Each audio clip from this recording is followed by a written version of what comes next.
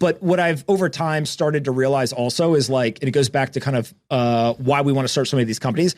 Investing in other people's companies is great. And obviously the power law takes over. And when that occurs, it's an amazing, and angel investing can be really profitable. But actually you're much more likely to be able to take, $50,000, $100,000, start a business and get to like $1 million in revenue and throw off $500,000 to $700,000 in profit year after year after year, and do it with like a very high degree of probability of success. And so in some way, like, what's better than angel investing in other people's ideas? It may actually be just like angel investing in your own ideas or your own companies. And so that's really where I've been focused, is like, yes, I will still on occasion invest in other companies, but now I want to start these businesses. And I look at it as, what is the competitive advantage? We have capital, but we also have distribution. And so if you have capital and distribution, you basically just need like a decent idea and you need an absolute killer operator. And if you can find those two things, combine it with the capital and distribution, you got a good chance of being able to make some money.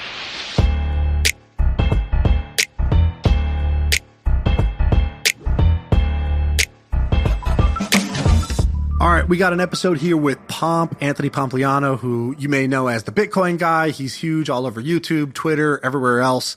He came on. We're actually going to do this as a two-part episode because at the beginning, it was all business. We were business in the front. We were talking about this crazy $1 million Balaji bet where he's betting that Bitcoin is going to $1 million in the next 90 days. We talk about that, why Balaji thinks it, what we think about the bet. And Pomp does a, Econ 101 where he explains what's going on with the banking system from his perspective. That was good. And but here's the thing, though. In that episode, the whole episode is about something that's going to happen inside the next 90 days. So if you're going to it is a little fearful listening to it. And so actually listen to the whole thing and do it now, because we're talking about something that's happening in 90 days. And then go ahead. The second episode was way more fun and it was pretty wild. Go ahead. We talk about his business empire, what he's building and why he's building it that way, why he gave back all the money from his fund and shut that down, why it's huge. Turned off all his advertisers, millions of dollars of advertisers, what he's doing instead. So we talked about that. And then we talked about it. Then it went off the wall, and the pod got a little crazy, but in a great way. I think you're gonna love part two. He broke down like all of his businesses and how they work. It's very impressive. It was pretty wild, he's impressive. He's significantly more impressive than a lot of people think. I think because there's way more behind the scenes. Pretty funny stories. Which Pomp is he's pretty buttoned up on his main channel because he's talking finance, he's talking serious, but he tells some pretty funny stories. So the second part two is the more fun episode. Part one is the more serious episode. I think you'll like them both. And we have to remind you guys that our episodes, we work really, really hard. And unlike every other type of podcast out there, our stuff's not free, but you don't pay with money. All you have to do is go to our YouTube page. We call this the gentleman's agreement. What is it? The ladies' understanding. The ladies' understanding. You go to our YouTube page, and the reason it's called that is because it's an understanding. It's an agreement. We can't be there behind your screen to check this. Otherwise, we would. But everyone's doing it. So just go ahead and do it and click subscribe on YouTube. And then just go ahead and do that on Spotify and iTunes, because the more you do that, the more our volume goes up and we get more downloads, and we could keep doing this type of stuff. Pomp ain't going to come on to episodes like this if we don't have a big listenership. Same with all the other guests. All right, enjoy. Can we talk about, instead of value ruining, we talk about value creation? Because Pomp owns like 4 companies, I think, that I wanted to ask him about. And my fight or flight mode is like too much right now that I need like a rags to riches story. I need something interesting. I need Pomp to tell me how he makes the paper now, because I need to calm down. I need to meditate by Pomp telling me how he makes income. Is that all right, Shaan? Yeah, but what's your question? How do you want to frame it? Well, so Pomp, he has, from what I understand, you have 4 or 5 different companies. And you have this office in Miami, and you have it feels like you have, at first I was going to call it a mini empire, but it doesn't sound so mini actually. It sounds medium empire? Medium empire. Yeah. Maybe big empire. I don't know. Can you explain what are the things that you got going on? Yeah. So, from my career, if you really think about, there's kind of 3 stages to some degree. At first it was like, hey, how do I build companies? And I basically had enough success where it was like, okay, maybe I'm not horrible at this, but I definitely don't know how to build companies to scale, et cetera. That led to Facebook, where like that was kind of my equivalent of like an MBA, right? I literally was with all these super talented people in 2014, 2015. I was put on a number of different projects where I got exposed to Mark Zuckerberg and Sheryl Sandberg and a bunch of the leadership of the company. And I just learned a lot. It was like the best learning experience possible. And shortly thereafter, I started investing. And when I started investing, it was kind of like I didn't have an idea to start a company. So like, oh, let's try this investing thing. And I really enjoyed doing it. Ended up building 2 different asset management firms. And like, it's fun, but like the product is kind of money and you get to work on a bunch of different ideas.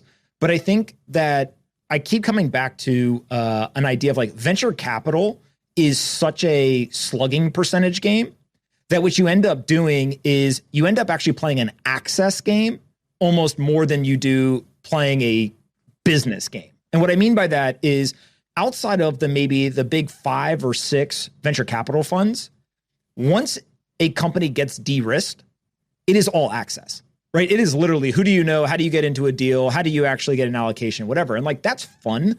But that to me is more of like a kind of a status type thing of like, oh, what do these people think of me? Will they invite me into the deal? And like, that maybe is like an underbelly of the venture capital industry. And so simultaneous to building those asset management firms, I started creating content on the internet. And in hindsight, like it was optimized initially for learning. Then it kind of switched like, oh, there's a lot of deal flow that comes from this. And so I like took it a little bit more seriously. And then there was this like final transition to like, oh, these are like businesses, right? And I think the big aha that I had was historically you built a company by building the product and then going and looking for customers. Now you can find the customers and then build the product. And so that's essentially what we've done is we've built this very, very large audience. The podcast is 25 million downloads last year. YouTube's 500,000 subscribers. One day, I think you guys are going to pass me, so keep going. The email is big, Twitter's big, et cetera. Is your podcast, are you bigger than us right now? Are you trying to flex on us or are we already bigger? I think you're still bigger. How many downloads?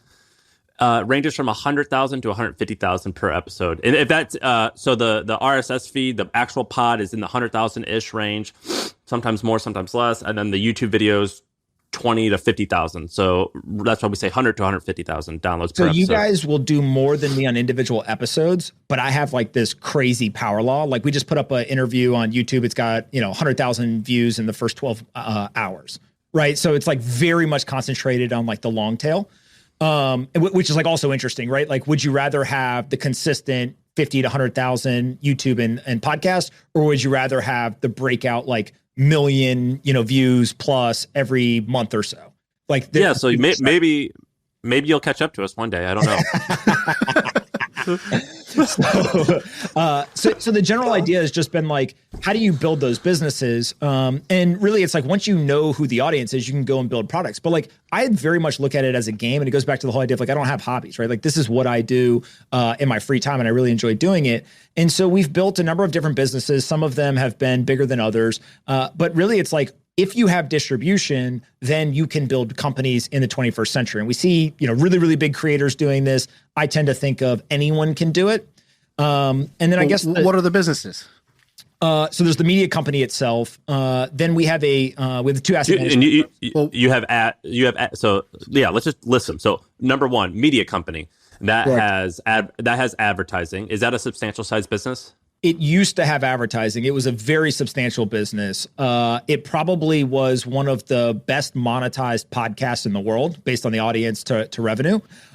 It was a big podcast. And so both on the revenue side and also the downloads, I turned all the ads off. And I think there was really 2 things that fed into it. One was when you have an advertiser, usually you just go and you find companies that you like their product. You then say, hey, I use this product. You guys should check it out. And that's like fine if you're doing like a bar of soap or you're doing like Liquid Death or, like whatever the normal product is. The problem in finance is like people put their money into a product that you then share. And so you're essentially like renting your reputation to someone else, right? And you have no control over the business. You don't know what they're doing. And then it's not like, oh, I bought this, chair that got recommended, or I bought this sweatshirt that Sean and Sam said was really cool. I don't like it. Like, the idiots, right? But like, I'm not that worried about it. When somebody puts their money into a product, then all of a sudden it's a whole different game. And so I just didn't want to be in that world anymore, especially when a lot of them are crypto companies and crypto companies kept blowing up, et cetera. But the second thing that I realized from a business opportunity standpoint is when I got rid of all of the advertising, I knew that we would take a massive hit. We have a team, we've got an office, like all this stuff. And so I had to commit to personally covering everything. So like once I made the decision, I've been losing money every month, but I'm doing it because the bigger opportunity is to actually own the products and services that you put through the distribution.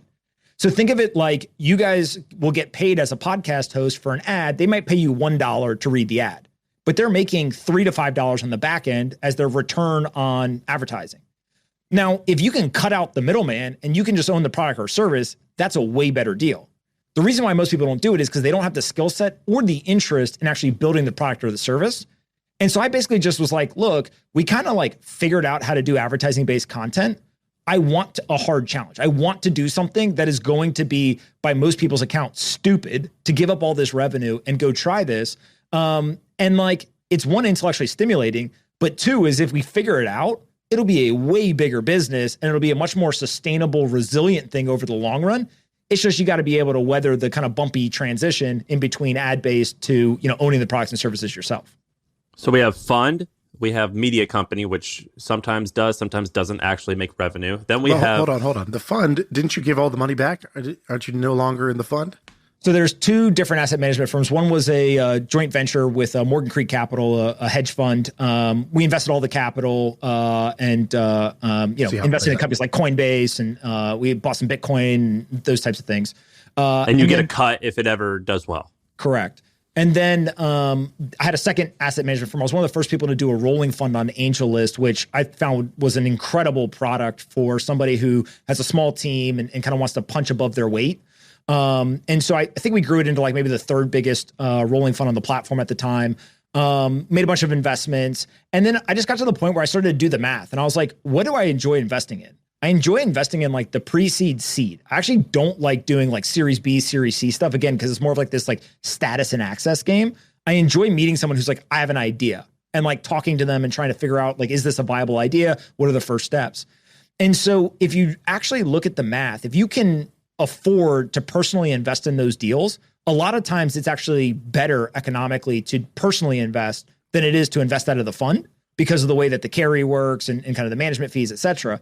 And so it was like, if I invest personally rather than do the fund, and also now I don't have to spend time on LPs, on the updates, like do all the things that go into managing a fund, I get time back, plus I could make more money. Like I'll always pick that. And so I gave back all of the uninvested capital out of that fund, and then now just do all of my investing personally.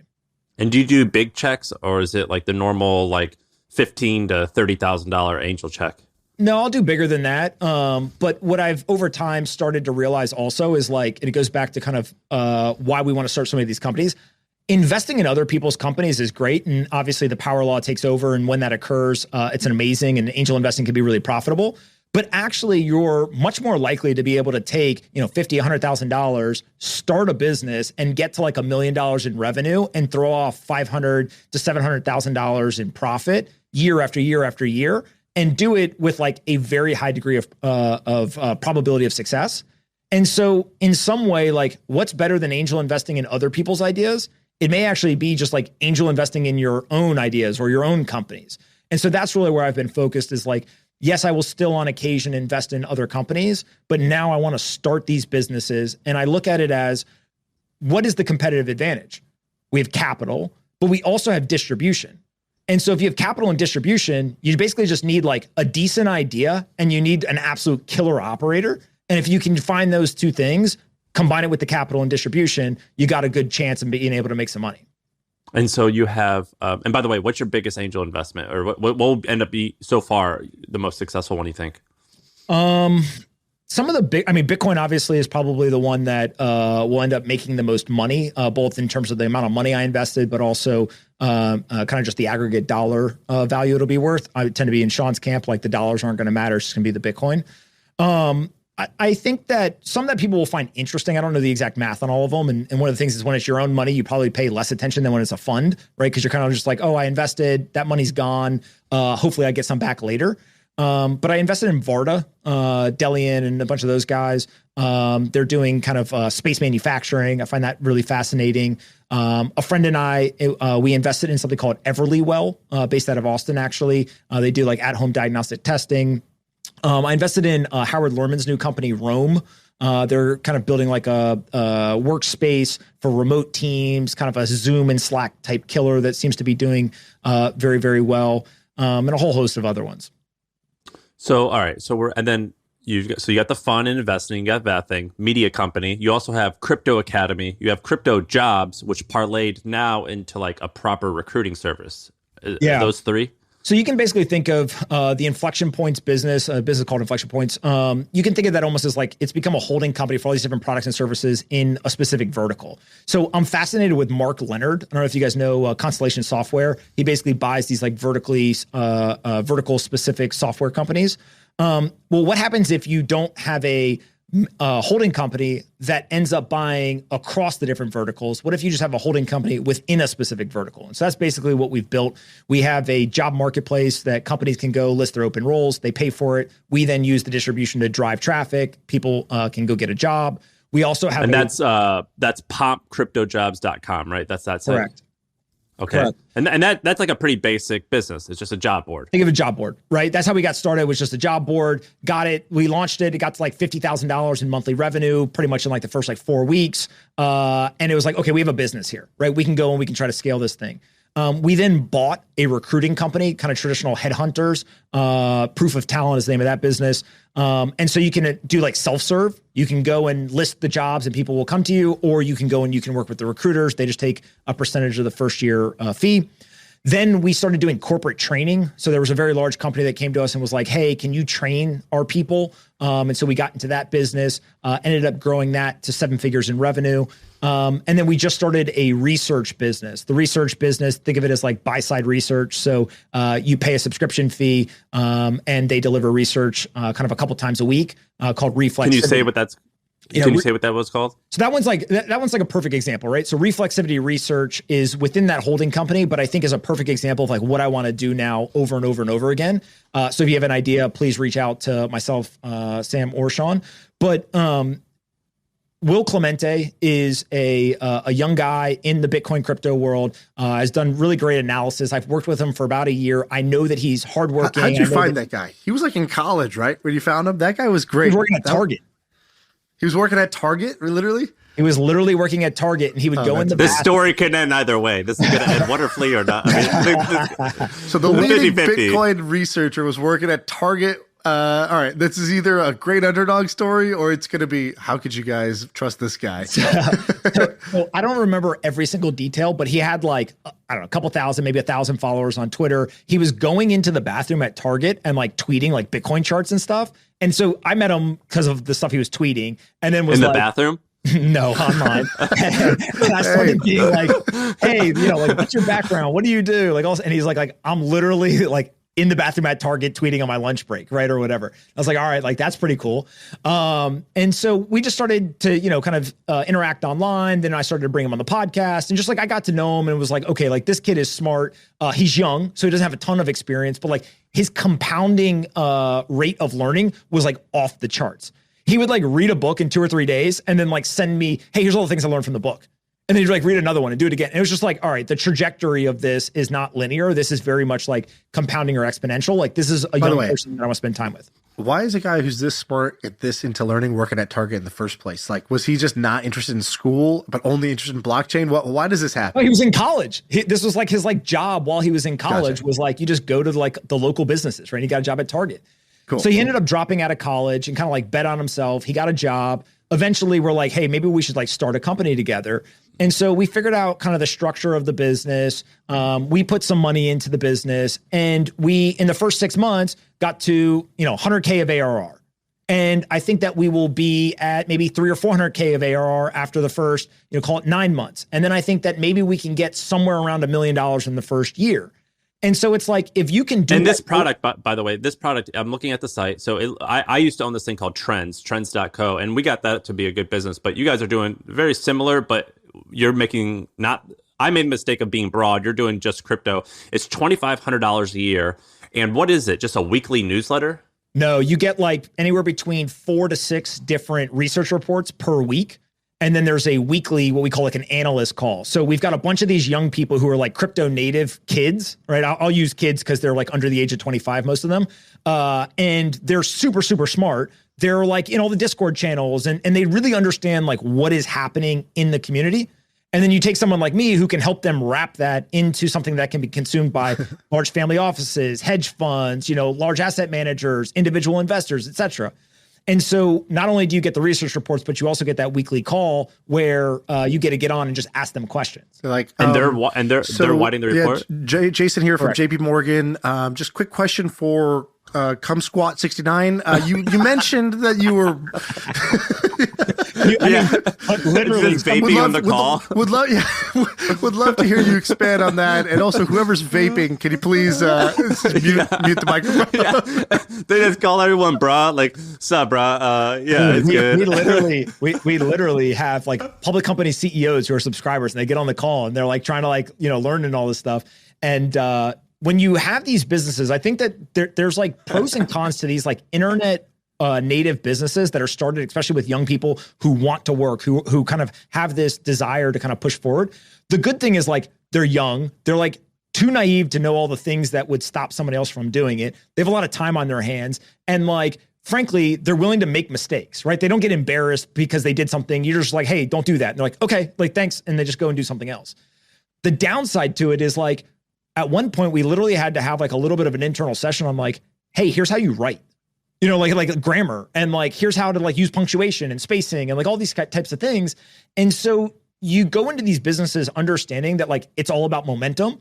And then you have to look for the rate of, or the compounding rate of learning. And if you can set it up correctly, these businesses can grow to be pretty substantial. They can be profitable. And also the thing I enjoy the most is like, if I could go back and be 22 again, like I don't want to go get a fucking job. Right? I want to like kind of bet on myself and use this internet thing and try to make money and make more money than I could make at a regular job. And so in many of our different businesses, we have people who have made enormous amounts of money compared to what they could make if they went and got a normal job doing the exact same skill. But it all comes down to incentives. And so in every business, what I try to do is I try to create upside where we take a portion of revenue or profit, depending on the business, we put it into a pool, and then we try to split that among the team. And so if you have a profitable business and you're able to incentivize people and you're like, hey, when you win, I win. And when I win, you win. People will do incredible quality and velocity of work because ultimately the capitalistic incentive takes over and they just simply want to make money and they want to do good work to make that money. And so it ends up aligning interest and these businesses can absolutely explode. But why do 5 things instead of just one thing that could maybe like just grow a little bit faster or have more of your focus? I am doing one thing. So I think this is like a different way of looking at it. I'm providing capital and distribution. That's the only thing I do, right? When I start the research business, Will and the people he has hired, they're doing the research. They're doing kind of all the different things. I'm really, really good at putting together the deals and the capital and then pushing a high quality product through my distribution. And hopefully that'll grow to not just be my distribution, be other people's distribution. But I couldn't run the recruiting business. I couldn't run the research business. I couldn't run, a lot of these different businesses. I have to kind of stay within that circle of competence. And it's just like provide capital, have a huge megaphone, and I guess maybe pick correctly, right? Pick the people that you're going to do it with correctly. And then just like get out of the way and let them be great at what they do. And if you have the stars align, like they can become pretty big businesses.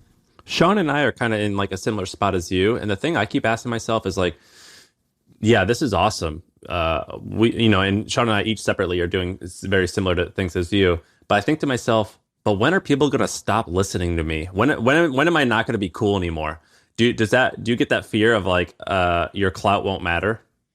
Well, I think that I've now been on the internet long enough where like I've gone through peaks and valleys.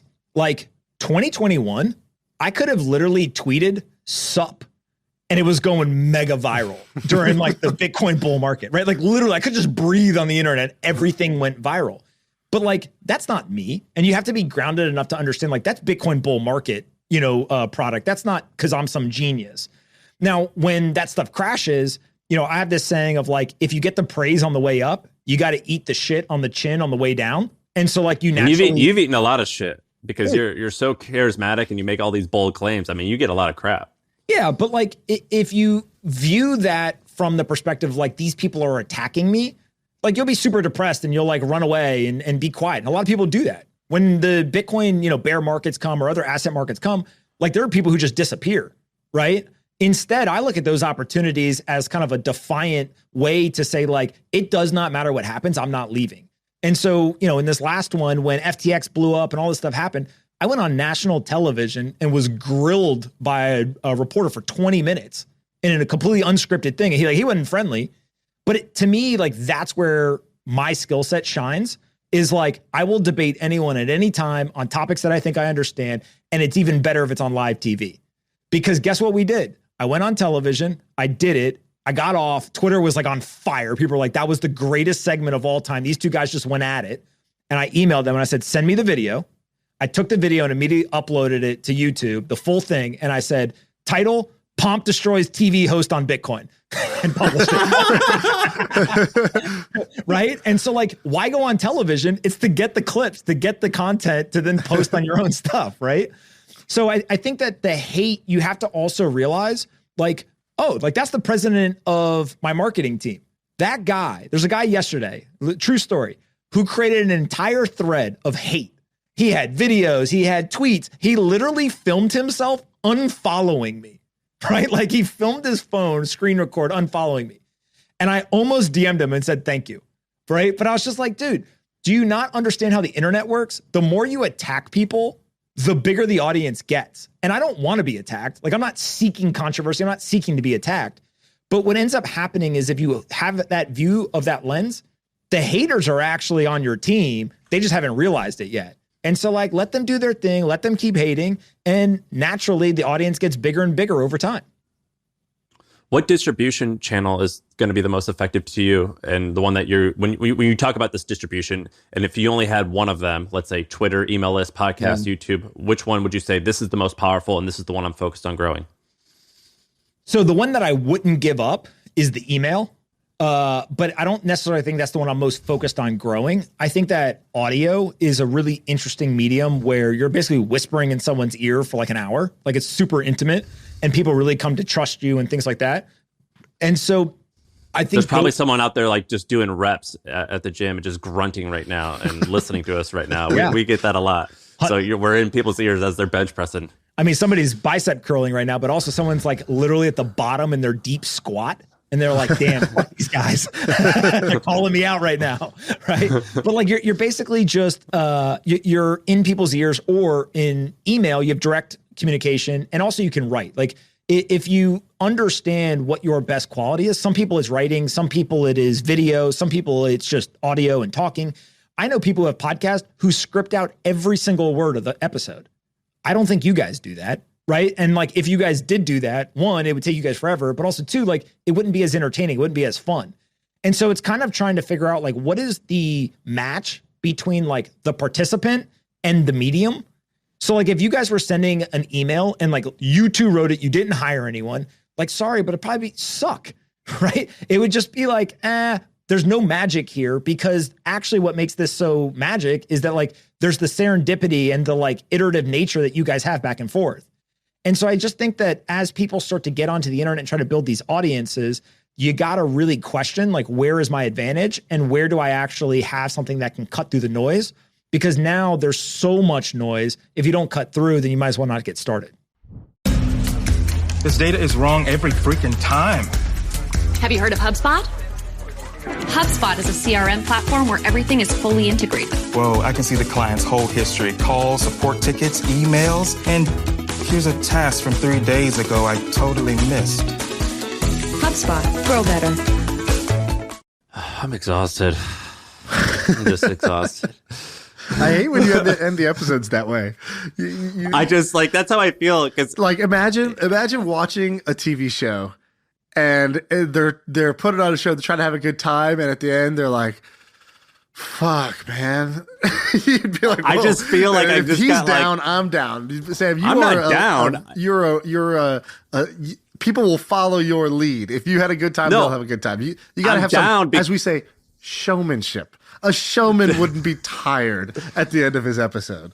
Dude, I'm not down. I'm amped, and it's like I got to go and like it's like I just got done working out. I got to go like rest for a minute and then get up and like implement all this stuff. I feel like I need to go and like I maybe I'm into crypto now. I don't know. I like he's just Malcolm Gladwell my ass. Like I just got you know. Like I just feel good about like what I heard, and you're full of energy. Do you nap? No. Are you a napper? No. You don't nap? No, hell no. Why would you nap? You don't nap? Shit to do. Oh, dude, I'm team nap over here. Nap is yeah, I take a 30-minute nap every day. Do you guys both take naps for real? Yeah. I nap every other day. Since 99. Trying to shoot for day. every day. Once I get to every day, I know I've made it. How many hours do you guys sleep at night? 7. Normal. Same. Oh, man. I don't think I could nap during the day, but I also drink coffee in the morning, so like that might screw it up too. I got to tell you guys a hilarious story before we go. So Pomp was talking about his like analyst team is like, you know, the high quality analyst team that's all like, 2 years out of undergrad. And we at Milk Road, we basically had a super lean team. It was me, Ben, but I wasn't active day to day really. I was, just kind of guiding. Ben was running it, and then there was our lead writer, Diego, who's awesome. And then we hired one guy. We were like, maybe we should do social media. And so we put out a thing being like, hey, I don't know how to use TikTok, but if you do, come work for us. And so this guy, Billy, uploaded this incredible video. It's on the internet. You can go look on Twitter. But basically, he uploaded this video of him just chugging milk, shirtless, and just like it was just like a ridiculous video where he's like, he would find somebody, be like, hey, can you hold this phone? I'm trying to get a job. And then he would chug the milk, and they'd be like, a job? What is this? And so anyways, we hired Billy. We tried to do the TikTok thing. Didn't fully work out, but it was okay. But Billy's a great guy. He ended up helping write the newsletter. So 2 hilarious things just happened. First, they did a Milk Road team offsite, like something we never did, because my whole ethos building the Milk Road was like, I'm not trying to be a CEO anymore. Like, I'm not trying to like stand up in front of the company with a t-shirt with our name on it and tell everybody how great everything is. Like, I just don't want to even have to do all that stuff. But the new guys who bought it, they want to do the company building. So they invited everybody out. And I asked Ben, I go, how was the offsite? He goes, he had one insight from the whole thing. He goes, Billy showed up in a wife beater, but not as a joke. That's just what he wore to the event. And no one said anything. And I was like, no one said anything? I go, wow, that's incredible. I can't imagine not saying anything. And then let's fast forward 3 weeks. Billy, they offered Billy a raise and he quit instead. And I was like, and so Ben goes, Billy, you got a raise and you quit? Like, this guy's a conundrum, man. What's going on? He goes, you quit? Like, what's the plan? And he just replied to Ben in a text message. He goes, do I look like a guy with a plan? And that became the most badass thing I've heard all week. Do I look like a guy who has a plan? But Shaan, I tend to think that we over-index a lot on like people want to always hang out with their heroes, right? They want to hang out with the older people. They want to hang out with the people who have done the thing that they're trying to do. And there's a lot of value you can get from that. But I do think that we drastically under-index on like, go find the young, energetic person who you're like, you are literally an idiot, but damn, are you going to be an awesome idiot who's going to run through 20 walls and eventually find something on the other side? And what it does is it forces you to up your game. Like, have you ever talked to like a 21-year-old and you're like, okay, so let's get this done by Wednesday. And they're like, okay. And then they send it back to you like 2 hours later. And you're like, damn, why do we wait till Wednesday? Like, this kid is actually correct. We should just get it done now. And so I do think that the internet companies or these native companies, that's one of the big advantages they have. Like, you guys had Nick Huber, you've had Andrew Wilkinson, like a bunch of people who are doing this. When you find the right person who can just like get shit done, you are unstoppable with the internet now. And I think that is something that more and more people are going to wake up to. And like, it wouldn't surprise me if we like bankrupt Main Street businesses because they all move online, as people just realize like, why am I going to have like a physical store that people have to walk into when I can just do this online thing? And it is a big concern for these local communities, but at the same time, like, there's way more economic opportunity online for people who want to do that. One of the other guys we tried to hire at Milk Road, he was a young guy, 21 years old. He was working at Main Street at the time. And I love this guy's tweets. I thought he was interesting. And he would tweet out these like little random websites he was making on the weekend that were like just super simple, like kind of like it's either going to go viral or this is the dumbest thing ever. There's no in between. There was no like kind of core product service. It made no sense. Nothing he did made any sense. And I was like, dude, I love this guy. So I told Ben, I was like, hey, we should hire this guy. He's like, what's he going to do? I go, I don't know. We should just have him do what he's doing now, but without his full-time job. Like, what if we just gave him more time to do the stupid shit he's doing on the weekends, Monday through Friday instead? And so just an attack I talked dog. to him. He'll figure it out. I talked to him and I was like, hey, here, dude, I think this Milk Road thing's going to work. It was super early. We were like, I don't know, 4 weeks into it or something. And I was like, I think this thing's going to work. You should join. He's like, same thing. What am I going to do? I go, just do weird, Rohan stuff that you do. Go ahead and do that.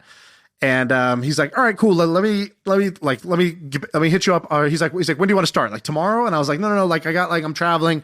I'm going to be back on Wednesday. Let's talk on Wednesday, which is like 4 or 5 days away. Fatal mistake. Classic 34-year-old mistake, thinking that the world's not going to change in 4 days.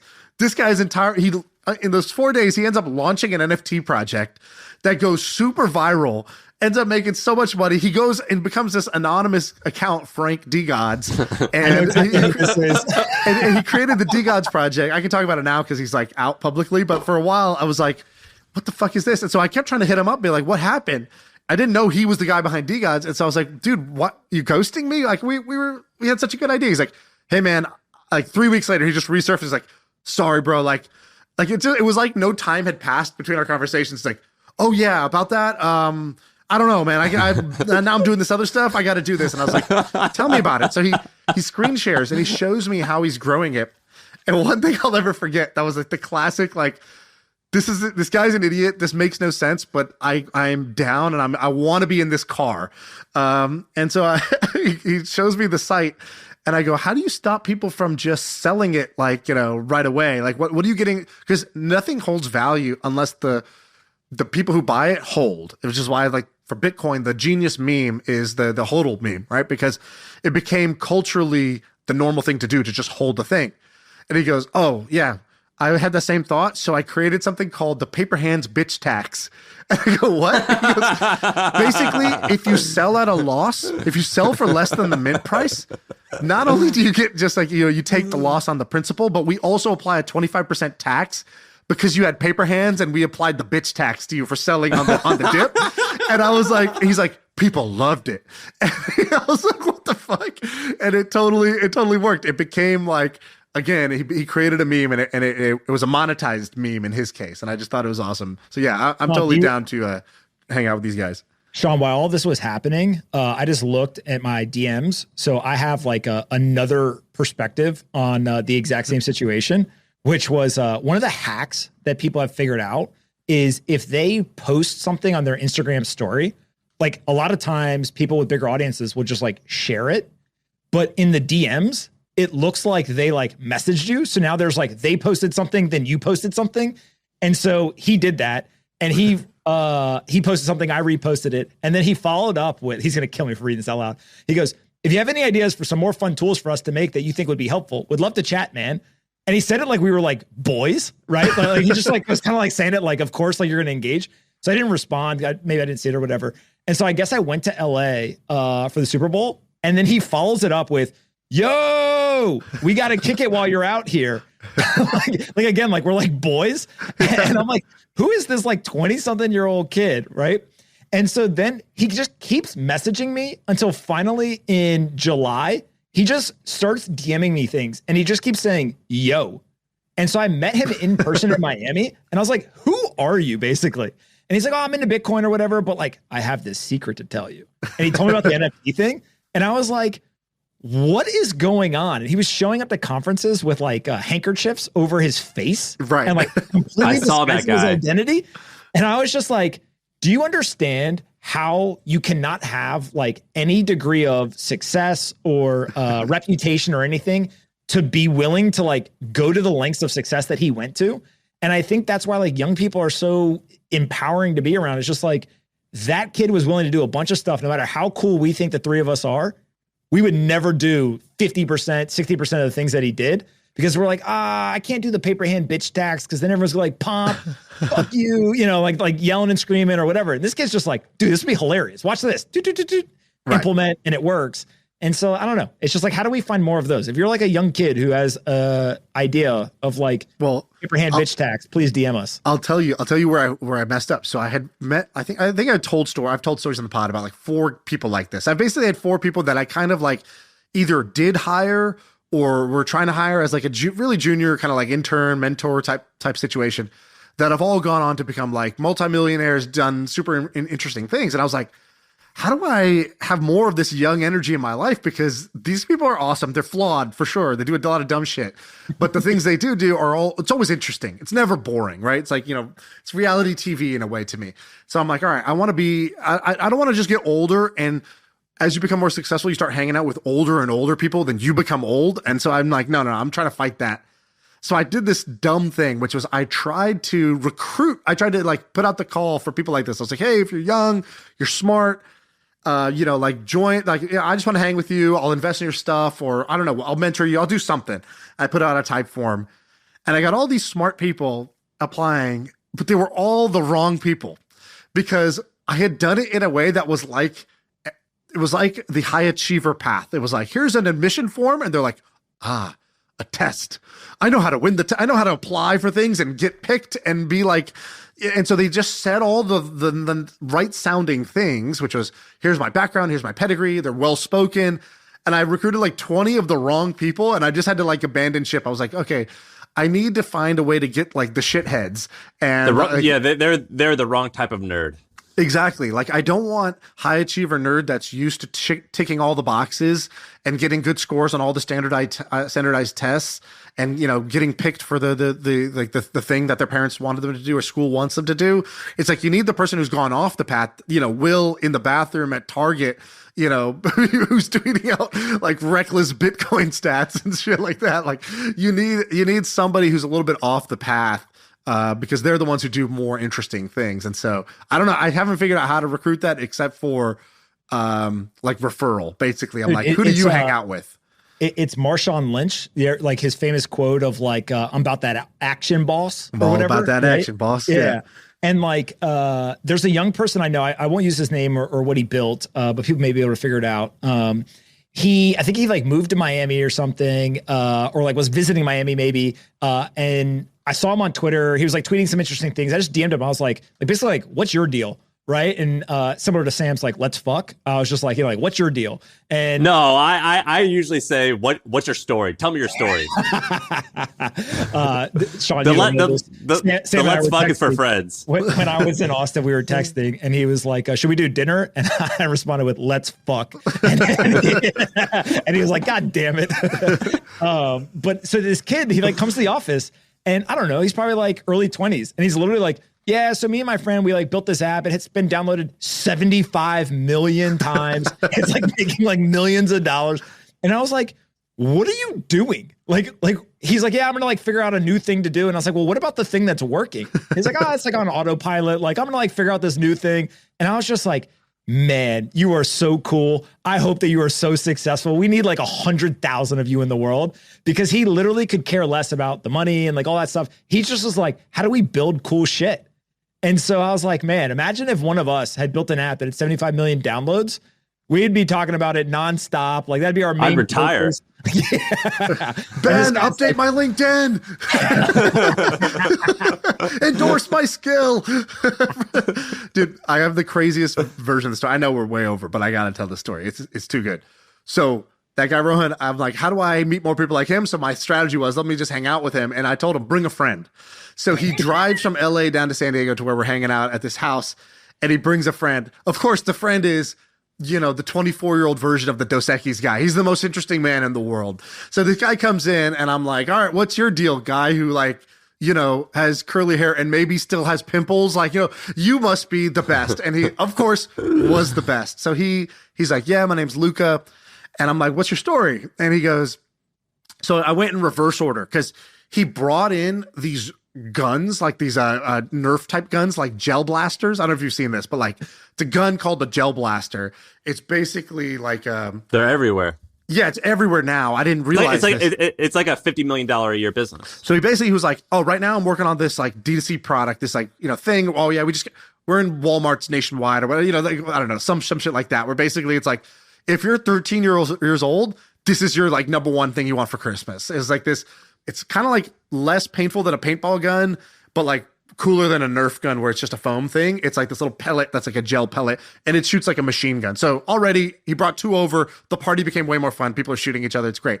So I'm like, all right, you're doing this. That's crazy. He's like, yeah, you know, I was trying to do this, but then we got ripped off. We got sued by this one thing, blah, blah, blah. I was like, all right, what'd you do before this? He goes, oh yeah, I'm into crypto. That's why I know, you know, why I know you guys, you know, I bought Pudgy Penguins. So he did like a hostile takeover / buyout of Pudgy Penguins, this NFT project, which again, it's not what you know, you don't usually think I'm going to go spend millions of dollars to buy Pudgy Penguins NFT IP, but he decided that was a good use of time. I said, how'd you get millions of dollars? And he goes, well, before that, I started this online e-commerce brand where I was selling gold chains, you know, like rappers, gold chains and grills and shit like that. And I go, what? He's like, yeah, I just realized that you could just buy these like kind of crazy blinged out rapper gold chains and like, and I sold them. And then I sold my company to this company, Shop GLD, which does like 300, 400 million a year. I was like, they do 300, 400. I've seen these people like sponsor, you know, like kind of like, you know, random Instagram influencers and stuff. Like, wow, this is all crazy. I go, how'd you get started doing that? And I got one level deeper. He goes, well, I had to, like, you know, for family reasons, you know, me and my mom were like homeless for a couple of years, and I had to like, oh my God. He's like, I just quit school in high school and I had to go make money. So I went down the street and I started knocking on doors, trying to get a job. I got rejected everywhere. The last door I knocked on was a startup called Ring. And the guy, Jamie, was there. It's a tiny office. And he's like, who are you? What do you need? He's like, I need a job badly, like to help pay like for family stuff. I'll do anything. And he's like, okay, well, I got to box up all these orders. Can you just help me with that?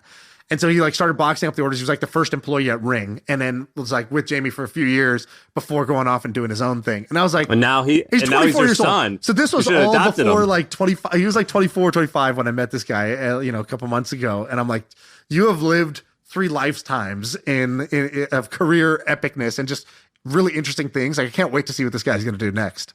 But like that, dude, that to me is the future, right? Is like all these young people who have that skill set. It's not for everyone. Like some people just want to go be the accountant or go be, you know, kind of a mid-level manager, and that's their career aspiration. That's fine. But for the people who want to do this, like that guy literally knows more about business and like IP and, you know, physical store distribution and like all these things than most people coming out of MBA schools, right? Totally. Like good for that kid.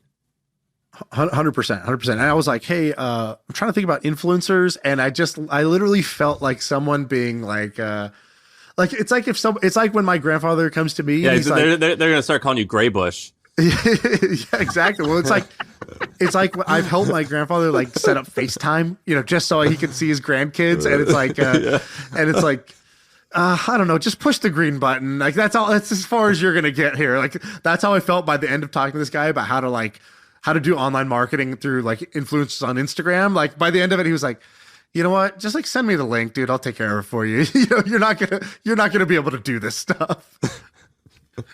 Dude, that's crazy. These are some good stories. I'm back. The energy's back, baby. Okay, should we just go forever? Like just do like a 10-hour rip and see this what happens? This would be like 30% of Pomp's morning show. He would still be sitting there with his brothers, dude, and we still can talk have like about 2 hours of airtime to fill. You want to know the craziest part about the morning show is the greatest thing I ever did and the worst thing I ever did? Because it took so much time, to your point. But man, there is no better thing than just hanging out. Like imagine if we every single day just live streamed for 2 hours about whatever the fuck was going on. You had never had more fun than doing stuff like that. The problem is you start to just say what's actually on your mind. And like you get a little loose, real dumb later.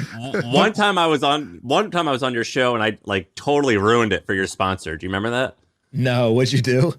I think you had SoFi on as like a sponsor. Yeah. And I like something wasn't going well with them, and I was like, SoFi, more like so fucked. And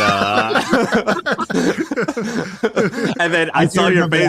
I saw your face freak out, and I go, "Oh wait, SoFi marketing people! If you're listening to this, this is me, Sam. I'm saying this, not Pomp. So don't yell at him. Dude, but you guys suck or something." They were incredible, and it was like they had the stadium and the whole thing. But like, you know how it is, right? There's probably people who have said things about sponsors or like maybe a company you're an investor in or whatever. And you're always like, man, I wish you hadn't said that, but like, here we go. And that was definitely one of those moments where I was just like, well, there's a lot worse things that Sam could have said. So like, I guess on the grand scale of like what is possible, that was like not great, but still, we'll just keep moving here. Well, I made sure. I remember I talked to him. Go ahead. You've got the Donald Trump thing where it's like, if you're crazy from the beginning, if you just say wild shit all the time, there's no penalty.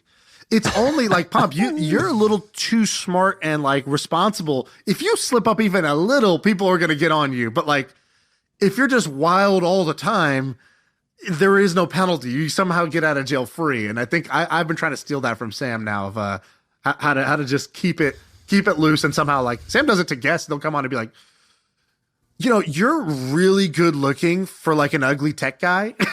like they're already, their head's spinning, or he'll just be like, you're not rich, but you got a little bit of money. And they're just like, what did she say to me? Sean, you'll appreciate this whenever people whenever people are like, hey, I want to start a podcast, and I'm like kind of talking through with them for a few minutes in terms of like what to do. I use Sam as an example. So I'm like, well, you can have like, a show where you just talk yourself. You can have like an interview show. And then like within those different categories, like, you can have a really serious, intelligent podcast where you ask really smart questions. Or you can be like really blunt, like, Sam Parr, like he'll just have guests come on and just be like, how much money is in your bank account? and I always think of like, man, 50% of people are like, I'm good. I'm not going to answer that. And then 50% like just literally tell you the answer. And I'm like, what a genius way to get great content. It's just like, ask the questions that no one will answer. And then he'll follow up with something that's like, well, and the reason I ask is because I want to know. It's like there's more justification, but there's just none. Because I'm always curious. Like, I've been following you for years, and I was always curious, like, what is it? Well, in that book Influence, they say if you give someone a reason for why you're doing something, they're more likely to do it. Right. And so I got in the habit of saying like, yeah, and I'm asking that because I'm curious. Right. It doesn't matter what comes after because it's just the magic word. All right. Can I ask you guys one question before we break here? Yeah. Can each of you point who's the one person that's like on the internet? So not like, Mark Zuckerberg or Jeff Bezos or whatever. Who's like the one internet entrepreneur that you're like, man, that person seems to have figured it out. And like, I can't wait to see what they continue to do over the next 20, 30 years. And like extra points if it's somebody that no one really knows. My obvious one is Nick Huber. But let me think about. Wait, why is that obvious? I don't think that would have been obvious. Why is that obvious? Well, everyone knows him. I also think that if I had to bet money on like one operator, I think it would be Austin Reef at Morning Brew. Like I've gotten to know him really well, and he's one of the few people where I'm like afraid of him. Like if I hears that I'm gonna compete with them, I would be like, shit, it's on. So he I would say those two. But let me try to think of someone who's a little bit more anonymous. What about you, Sean? Let me ask you a different question, Pomp, before I answer. What would be the type of answer that would be interesting to you here? It's just somebody who like either nobody knows or somebody who's been like successful doing something that isn't like, oh, I set up a newsletter and now I have a bunch of like ad revenue. Like the pellet gun, is like fascinating, right? You're just like, man, who even knew that was a market? So like somebody who's kind of out of the mainstream. All right, here's one. We both have a friend, but I'm going to hurry up and say it so Sean doesn't. There's a guy named Marc Jenney who started this company called RV Share, and he sold it for hundreds of millions of dollars. Now he owns like $50 million worth of Airbnbs, and we'll like message him like, hey, do you want to come on the pod? He's like, oh, I can't. For the next 3 months, I'm traveling the world with my kids and their homeschooling teacher. Talk later. And I think he's kind of one of the guys who I look at who's just kind of one life. And the last one is the guy who started WP Forms. What's it called, Sean? It's called Saeed. He started this company that owns maybe $100 million a year business where he owns all these WordPress forms or WordPress plugins. And he says he works 5 days a week. So 1 day a month, or 1 week a month, he takes some meetings with all of his CEOs. And then besides that, he's giving away a lot of his money. And he's like 30 years old, married with kids, super low key. Oh, that's a great answer. Sean? I'll give you a couple of names that come to mind. So I think, Amjad from Replit I think he's sitting on a monster business that is kind of hidden in plain sight. Like, people know about it, but it's not yet considered to be big just because they haven't come out with a really flashy headline of being worth X billions of dollars. Like, I think when they raised their last round, it was at almost like strategically shy of $1 billion number. It was like 800 and something million instead of $1 billion. I'm sure they could have negotiated it up, but I actually really like that he didn't. And it's one of these things that's just like, I think it's just going to be a really important company. And I think it's going to be different than, I think it's going to be different than the previous winners looked like. Cause, like what happens is, Amazon takes off, then you think the next big thing is going to be e-commerce, but no, it's actually Google. Then Google takes off, then you think the next thing is going to be search and information. No, it's actually Facebook. It starts off as like a college social network thing. Then you think Facebook's the big thing, and then it actually turned out to be Uber. It was like, Uber and Airbnb. It was like real world shit that you can use your phone as a magic button to do. So it's kind of like the next interesting thing is not going to look like what the last interesting things look like. And I think that what Replit is, which is this like coding environment for oftentimes beginners, teenagers, I think is like a stealth, really, really big deal. But it's kind of boring. So I wouldn't say he's the one I'm looking at, because I kind of know what he's going to do for the next 10 years. I almost don't have to look. It's like I could just check in 10 years and be like, yep, the hockey stick kept going. And like, obviously that had big implications. So I'm an investor in Replit, and I think that you're spot on of like, it's way bigger than people realize. But also the most important thing is like, they capture new coders and then they try to keep them in that environment. And so like, if they get you early on, it's like kind of like going to like the source. Yeah, it's just like, that's your lifetime infrastructure. It's a fascinating business. I'm an idiot and should have invested so much more money, because I completely agree. It's going to be a massive, massive company. So who are your other ones, Shaan? The other ones, so I would have said a couple years ago Sam Altman, but now I think that's obvious. So I'm going to say somebody who I think is on par with Sam Altman, but doesn't have the same shine and doesn't have the clear like OpenAI type of like interesting bet, which is Daniel Gross. So Daniel Gross is one of the most interesting and impressive people that I've met. I think that he fits your category because he's still young enough. He's ambitious, super, super ambitious, like Sam Altman, but he's free. He's not like currently committed to like one company for like a really long time, or like in the middle, or, hasn't like picked one path that he has to stay in. And so I just can't imagine that in the next 10 years, Daniel Gross doesn't do something that is like just epic. And I think it could be in some field that maybe he's not even working in today. It could be like longevity or some biohacking thing. So I think that you need people who are willing to go into these other spaces that pull off some impressive shit. I think bio and like sort of this longevity space is really interesting.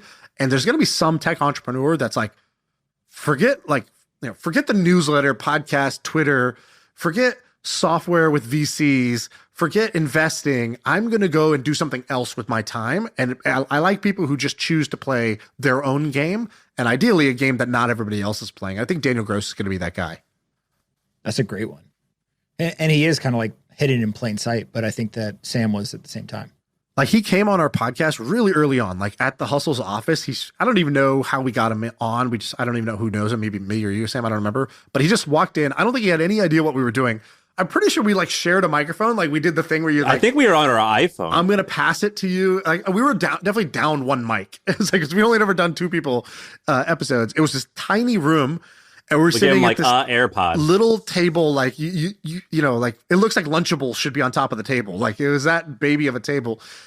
And our show is not for everybody. It's not like you could sit down. Most people and be like, cool, let's brainstorm. Like, what's an interesting startup idea you have? What are some spaces you think are cool? Why do you think this is going to work? And this guy was able to riff for like 2 hours on everything from like running to why somebody should create a new Apple competitor with creating a new laptop, to his investing strategy and why it's different, like how he's going to beat YC, all these different topics. And he just went for like 2 hours effortlessly. And I thought, okay, that's impressive. That's, the type of person I like to follow and be around. But is that like a signal you actually should surround yourself with, one, young people, but 2 is like the most interesting people you can find? Like, I hate going to dinner. Sam and I were talking about this when we went to dinner. Like, I hate going to like the classic business dinner where everyone's like, oh, what do you do? What's going on at work? Whatever. Like, I love the person who shows up to dinner and they have some wild thing that makes everyone disagree and argue and like debate what's going to happen and this and that and whatever. And then you find like the person who has that usually has like a whole bag of them. Right. Like they literally are like, oh, okay, we're done talking about this one. Like, here's my next, ace out of my back pocket. And those people somehow always figure out how to be successful. Like, very rarely do you find the like most interesting man, kind of like the kid with the gun, right? That ends up not figuring it out. They may fail 100 times, but eventually they do it. And is that just like they think differently? And that is kind of the prerequisite to actually finding true success? Yeah, independent mindedness. Like Jack Smith was the other guy I was gonna say because he's like this. I don't know, Pomp. Do you know Jack? No, who's that? He's Jack Smith. He started Vungle, which was like a big ad network. But he's a kind of young British guy who is. He sold that company for $900 million when he was 28 years old. And so but like, if you talk to him, he'll never mention it because it's not because he's being humble. Like, he is humble, but it's because it's just not interesting to him. I don't even know if it was interesting. He left like a few years before it sold because he's like, cool, I'm going to do whatever. And anytime you talk to Jack, he's up to a new, as Sam would call it, a new caper. And it's like, it's not like usually for profit. Like, sometimes it's for profit, but it's more like, dude, Jack, you don't care about this money. He's like, but I'm trying to beat this game. And so like one time you'll talk to him and he'll be like, he spent the last 2 months in his garage trying to build the perfect computer chair. It's like the thing, there's zero gravity, like floating on your back chair. And he tried every product. He's tinkering with it until he gets it right. And then next time you talk to him, he's like really into the world of collectibles. And he's like got this arbitrage going where he's buying and selling baseball cards. And you're like, Sam, you're like, Jack, do you even know about baseball? He's like, couldn't tell you the first thing about baseball, but I could tell you that this card right here is undervalued. And my like team in the Philippines is like flipping them right now for profit. Then the next time you talk to him, he made like a list where he put in a spreadsheet all the companies that you can buy a pair of clothing from, and you could return it within 365 days. He was like, I want to see if I can like live for free for a year off this clothing and return it, or just like weird schemes. He just loves or like he had a baby and then he didn't name the baby. They just called it baby for the first year until the baby could pick its own name by crawling to like one of the names. As like, this guy's not going to do anything in the like just standard version. And he's not doing any of these. Like, he's not talking about them. We are the ones who talk about them. Maybe he doesn't even want to. Maybe we should take that out. But like, he doesn't do it for the effect. Like, he just does it because he just got curious about that path or wanted it to, like, just thought that makes more sense to him than the other way. And then he'll do it. And he's not like, what you don't want is the guy who's at the dinner to immediately say the crazy thing because they're like trying to seem a little bit out there and like they're trying to build their brand. Like, that's the worst. You want the person who's almost aloof to the fact that it sounds batshit crazy. And you're like, dude, do you realize what you're saying? And they're like, what? What's wrong with that? Well, by the way, the baby thing was like I made fun of him. I go, Jack, for once in your life, be normal. And then like I like the time passed and I was like, that's actually a great idea. Because he goes, why would I name my kid before I even know them? I should like see like what type of name fits. And I was like, oh yeah, you're actually right. It is weird that like we don't get to know them. And so anyway, he does things all the times where at first glance I'm like, this is the stupidest thing ever. Just be normal for once, and then he'll like I actually think he's right a lot of times. But I think that there's like somebody who has that proclivity of like always doing things in a different way. One, it isn't necessarily different to them, but two is that those individuals are the ones who actually end up figuring out like what is the best chair, or they're the one who like they'll convince a whole friend group to like not name their kids for a year, or you know what I mean? Like there's almost this like lack of importance we put on the courage to be different. So like even in friend groups, like do you ever notice like everyone thinks something and then once one person says something else, then a bunch of people like flip and they're almost like just like kind of like, oh, where's the magnet, right? Like, oh, this viewpoint is popular. Like they just kind of mosey on over here. And then like, oh, this other person said this, they mosey on over there.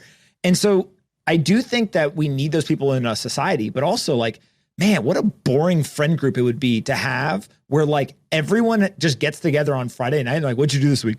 I don't know. Went to work. Right. Like, what are you doing this weekend? Like, I don't know. Gonna like just watch the games. Like it just would not be fun. And so I think that a lot of people who listen to this podcast, but also just like are quote unquote on the internet, they're escaping what could be like their local life of that. And they're trying to find other interesting people. They're trying to find other ideas, and it's like exhilarating for them.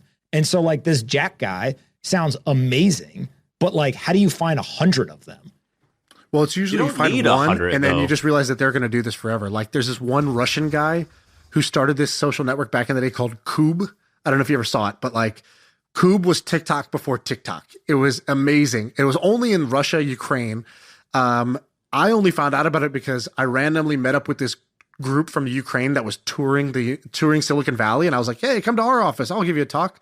And at the end I asked them, I was like, what's the hot shit in Ukraine that I should be knowing about? I don't even know why I asked this question. It turned out to be a great question, but I didn't really expect them to have a good answer. But they're like, this thing called Kub blowing up, and this was like 2 years before TikTok.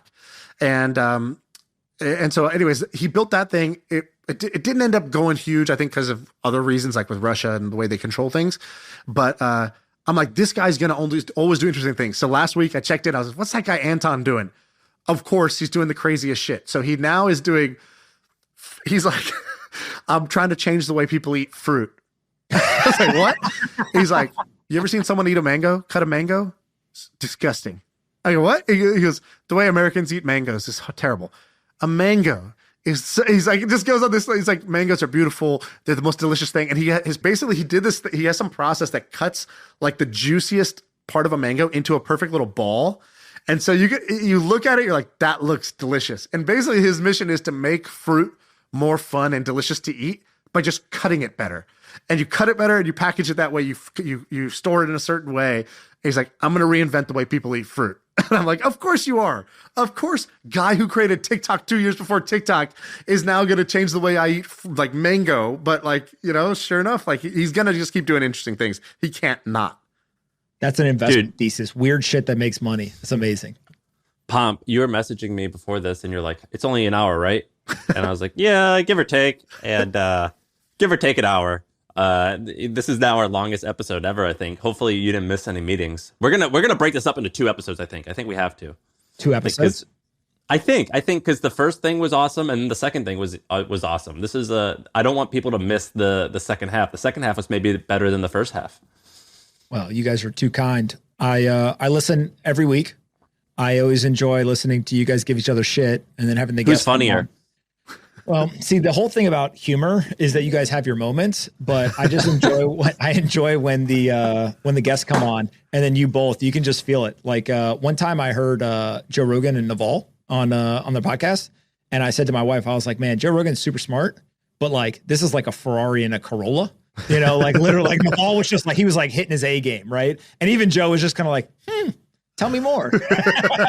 Like he just had nothing to really go. And sometimes I can feel you guys are like, man, you guys are just absolutely killing it. And then a guest comes on, you're like, tell me more.